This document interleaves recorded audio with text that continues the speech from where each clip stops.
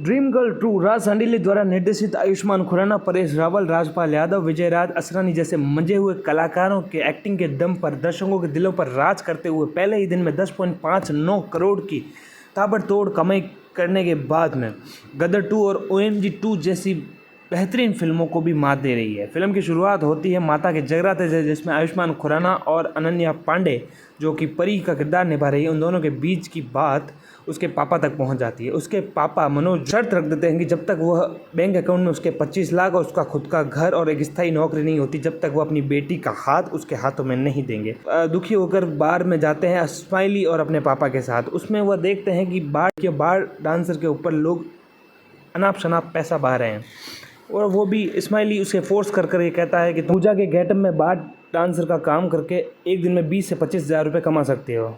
करम पूजा स्माइली की बात मानकर पूजा का गेटअप कर लेता है। वहीं दूसरी तरफ उसका दोस्त स्माइली जिसकी मोहब्बत शकीना से हो रखी होती है, शकीना का बाप अबू सलेम उसे बुलाता है और स्माइली और शकीना की शादी के लिए राज़ी हो जाता है, लेकिन एक शर्त पर उसका बेटा शाहरुख के चेहरे पर जो लड़की हंसी लेकर आएगी उसको 10 लाख रुपए का इनाम की घोषणा करता है। स्माइली जाकर करम को ये बात बताता है और उसे शाहरुख के पास भेजता है हंसी लाने के लिए। शाहरुख के चेहरे पर हंसी देखकर अबू सलेम ये डिसाइड करता है कि पूजा और शाहरुख की शादी होगी और वो पूजा को 50 लाख रुपए इनाम में देगा। करम भी अपनी ससुर को 25 लाख रुपए देने की टेंशन की वजह से वह शादी के लिए असरानी करम को मेल के तरह यूरिन करते हुए देख लेता है और वह लिखकर दीवार पर लिख कर चला जाता है बहू लड़का।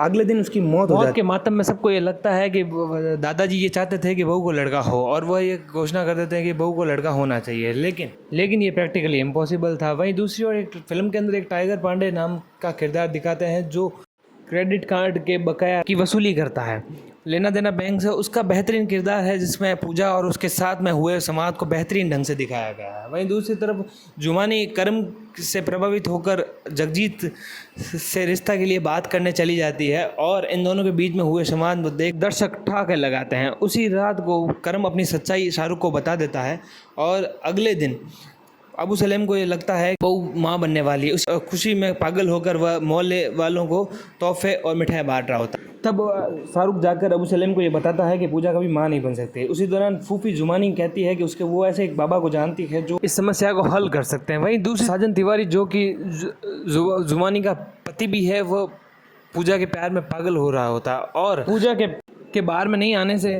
परेशान होकर उसे एक रेस्टोरेंट बुला लेता है। उसी रेस्टोरेंट के अंदर जुमानी भी करम को बुला लेती है। पूजा और करम का इंटरचेंज कपड़ों का जो देखकर हमें आंटी नंबर 1 और कुली नंबर 1 जैसी पुरानी गोविंदा की फिल्मों की याद आ जाती है। उसी रेस्टोरेंट के अंदर परी भी आ जाती है जिसे साजन तिवारी बुलाता है और वह आयुष्मान खुराना और जुमानी को साथ में देख लेती है, जिसमें उसे ऐसा लगता है कि जुमानी के साथ में करम का चक्कर चल रहा है। बाबा उन्हें शाहरुख और पूजा को लेकर यमुना में 3 डुबकी मारने को कहते हैं। तीसरी डुबकी में पूजा गायब हो जाती है। वहाँ से निकलकर सब ढूंढने लगते हैं और सभी को ये लगता है कि भाई पूजा मर चुकी है। में पूजा के मातम का सीन है जिसके अंदर करम अबू सलेम और सबको कसूरवार पूजा की मौत का ठहरा। उसे पता चलता है इस्माइली के द्वारा कि परी जो है आज शादी करने वाली है। वह सीधा उस शादी के मंडप पर पहुंचता है और उसे कहता है कि जुमानी और उसके बीच में कुछ भी ऐसा नहीं चल रहा है। और उसके बाद में जो आयुष्मान खुराना द्वारा जो पंचेज और जो डायलॉग्स दिए जाते हैं वो फिल्म के अंदर एक अच्छा सा क्लाइमैक्स पैदा करते हैं